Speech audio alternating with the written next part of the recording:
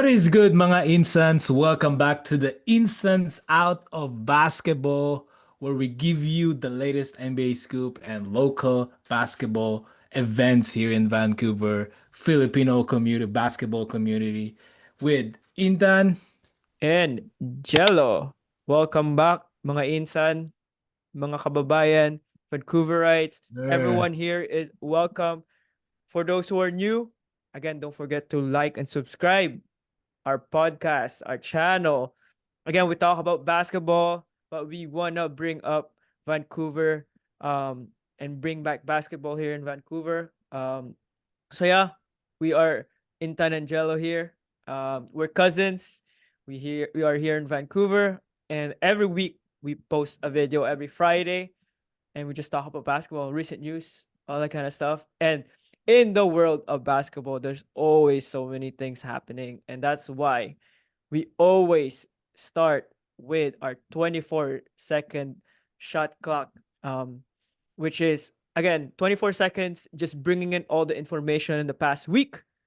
But for today, we'll be talking about a few things, and of course, we'll be talking about you know the NBA playoffs, what's happening with the two series. We'll talk about that today.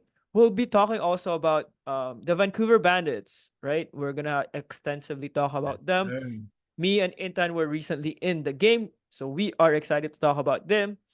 And last but not the least is our young stars in the NBA. Will be talking about what would it mean to them to have the championship. All right, Intan, let's start with the 24-second shot clock. All right, mga insans. Let's start this show with a bang. So without further ado, 3, 2, 1, let's go. Filipino basketball player Mikhail Malabuyak has officially transferred from the Vancouver Bandits to Simon Fraser University. Speaking of the Bandits, the Vancouver Bandits have kicked off their season with an impressive 3-0 record. To the NBA, SGA won the 2025 NBA MVP, becoming the first University of Kentucky player to earn the honor. And lastly, Nuggets guard Russell Westbrook announced plans to undergo surgery to repair two fractures in his right hand. All Oof. right. Some big news there. And again, we encourage you Yes. guys to, dig deep to all of those news if you are interested in them. Again, for us, we just want to inform you on anything Vancouver, anything NBA related. Um Now we found that is spicy this week. And the first thing I want to talk about here in Tan is the Vancouver Bandits. And Yes. just from doing our research, finding out what about Vancouver Bandits, all that kind of stuff. And I guess I'll start. I'll start with how Vancouver Bandits was founded. So again, it was established back in 2018. They are a franchise in the CEBL League, or the CEBL, which is the Canadian Elite Basketball League, which is Canada's top professional basketball league. And again, they're aiming to basically grow the sport domestically here in Canada. And the Bandits, they've been competing in the CBL. There's about 10 teams, right, Intan? Yeah, And very again, small. they primarily and they operate during the summer months, right? So again, this is a great place for players who are trying to develop, who wants this to be kind of like a stepping stone to the NBA, or even if their NBA career didn't end or ended, they can go back to the CEBL, right? So Intan, let's break it down more on what you found here. So yeah, basically the Bandits struggled in their first few seasons, and so they just started focusing on building competitive roster and developing local talent more than the imports. And we all know, or some of you might not know, but the league is allowing five imports from different countries. Mm-hmm. So basically, they still want to grow the sport domestically, but they want to um, import more players to improve the competitiveness of the league. So yeah, in 2022, we have been to the CABL championship game for the first time. And so in recent years, we have been very, very well competing. And then last year, I believe we reached that championship game too, but unfortunately, up to this day, we still don't have Yep. any ring to show. But like we said there, like Kui said earlier, we went to the game, for their home opener game, and our team is stacked. Our Our team team is stacked. I was about to say, like, our team is looking like it's looking like the OKC of the league. oh, Let me just say that we are blowing teams left and right. I think we haven't been challenged so far this season. So I'm really hopeful for this season and hopeful for the future of the Bandits. and definitely. And again, we started 3-0, I believe, Yeah. so far in the league. And just to give more emphasis on why we think the Bandits can win it this year. Again, last year they were in the championship. They were against Niagara, I believe is a team. From last year, they were in that championship. They played against the home opener against them. So you know that team is good. And they blow them out by almost 40 points. Yep. So me and Intan, we agree that this is gonna be a team that can go back to the championship. Again, we're gonna keep tabs on the Vancouver Bandits. We're excited. Again, this might be the OKC in the CEBL, right? I agree with Intan. And let's just talk about a few players, or maybe all of the players that we saw that were like notable players that I think will have such a great impact. Intan, why don't you start us off? Yeah, one of the players that I really liked in the Bandits is Mitch Creek. So he's one of the Shout out imports. Yes, sir, from Mr. Aussie from Australia. So Aussie, he's a Aussie, Aussie. veteran swingman with a lot of international experience. He joined the Bandits for the 2025 season, but I'm pretty sure he joined the Bandits in previous years as well. So he has some experience in Brooklyn Nets in the NBA, Mm-hmm. Minnesota Timberwolves, and in Australia's NBL with and Turkey's TBL, which I know are very competitive leagues as well. So Creek brings a lot of experience, and when you watch the game, when you watch him, he shows the experience. He's very well composed. He knows what he's doing, and he's a great free throw shooter. But I mean, everybody's a great free throw shooter in the team. So I think one of the things we said is Mitch was kind of like the glue guy, right? mhm. It felt like the game was smooth whenever he comes in.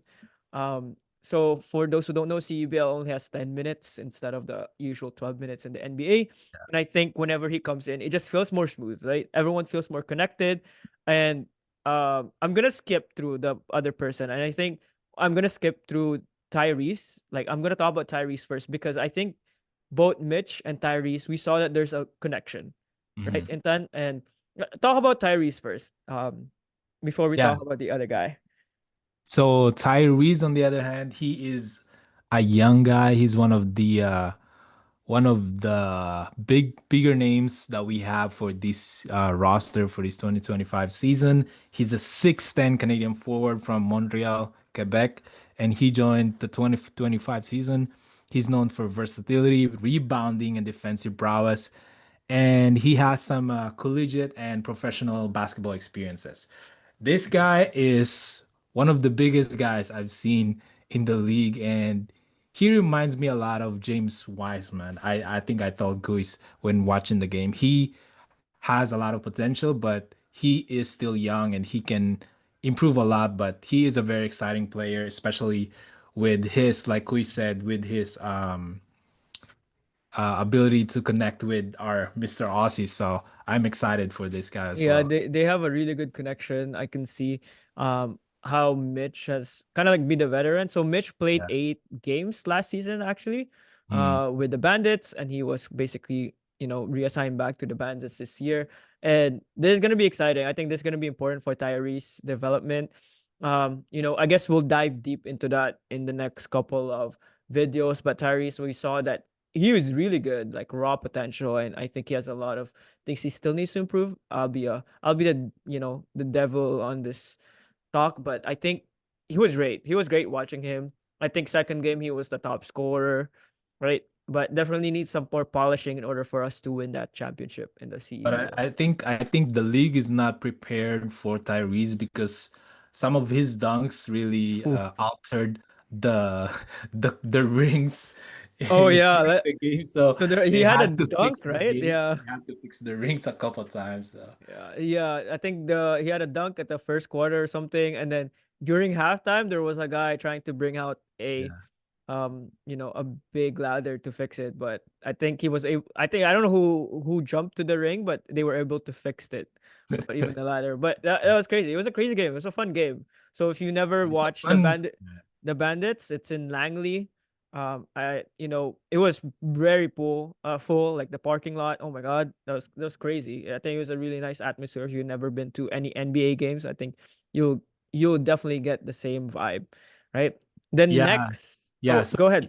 yeah, even though we said it's a really nice game, it's a blowout game. So a lot of blowout games are really boring, but they have this special rule in CABL where in the last 4 minutes or 2 minutes they kill the clock and they have this set score that you have to hit. So even though it's a blowout, you still have this score that you were waiting to reach during the final minutes, Yep. and so it's very exciting still, and it's very nice to reach that target score. So it's still, like I said, we are the OKC, so we're gonna blow some teams out, but there's still something to cheer on for the last few minutes of the game, even though we blow every teams out. Yeah, that was very exciting. I think, like, the ending there and everything. I think the other team, Niagara, played some decent like defense at the end, which made it more competitive rather than watching like the last 4 minutes where I think it would have just been like boring. So I Yeah. think it was a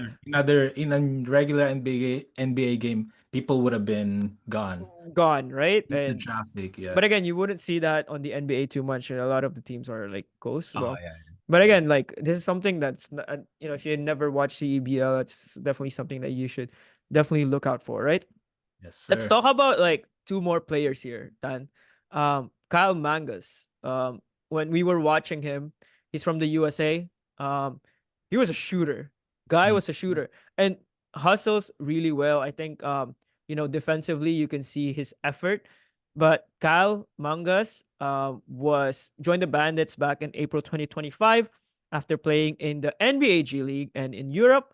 And again, you can see his offensive depth and skill during the game that we watch. And again, even I think last game actually he was their top scorer. He was top, for the Bandits. And I think he is definitely like another piece that was added that was like great for the Bandits and probably something that they needed. As Intan said, everyone was basically a 3-point shooter, but Kyle Mangas was kind of like your efficient guy. He would just, he was shooting it from threes. Like I Yeah, think there it's a was like, what pure is it? score. Yeah, he was a pure scorer. But again, his hustle on defense is something that was also like bring like fire to the team, right? Um, the last person here, Tan, is Tristan Jass. Do you want to talk about him? Yeah, so the He's a big game guy. that we went to, he did not play actually, so we weren't able to see what he is able to show us, but he's one of the imports as well from USA, and he is a very exciting player. He is mainly just a social media guy and an entertainer, but he has some abilities, and that is very exciting for the teams and for the team, and especially for the league to have this kind of name added to the league. So we hope to see him play in future games, and I'm excited to see those tricky layups, trick shots, and whatnot. So Yeah, that's yeah. good. If you don't know Tristan Jass, well, you're living in Iraq first of all, but still, Yeah. like Tristan Jass, like during their preseason game, he played really well. We were hoping that we could see Tristan Jass in play, but I think he also will be he's a great addition definitely to the team. I think again the Bandits seems very stacked. Yeah. Just watching all the games that we've seen so far, like the home opener and like some videos, like I think this is gonna be a team that's really stacked. And again, Tristan Jass will be a great addition.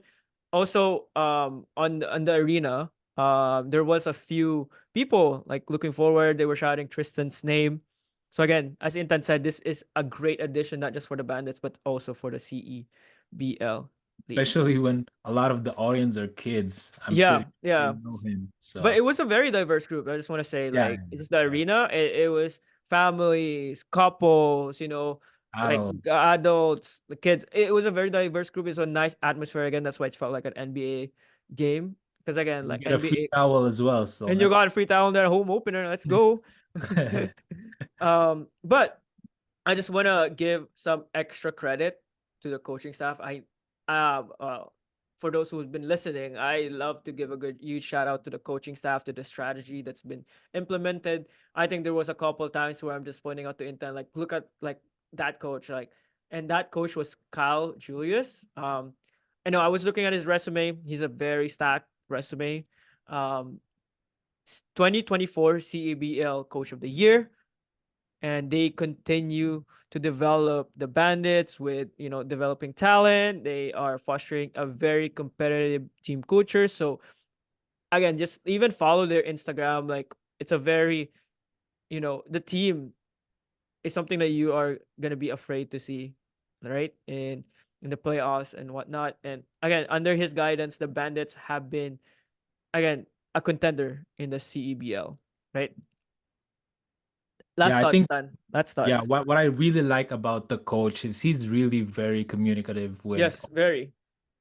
if you make a mistake, if you do something good, if you want to explain something to you, you will see him like coaching ear to ear with the players. So I really like that, and I think he's a well-respected person in that group. So I'm really also hopeful for the Vancouver Bandits. I just wish that they don't do the fire thing every time we score. Maybe just with the special stuff happening. So just a little note there. That Yeah, yeah. I see. I see what you mean. It was definitely something that was like crazy every time you yeah. score. Let's not spam it too much, you Too know. much spamming. Too much spamming. But But it's good that overall, it was it's a nice. great It's game. nice to Overall, see. Yeah. yeah, it was definitely a great game. Definitely gonna be coming back for more.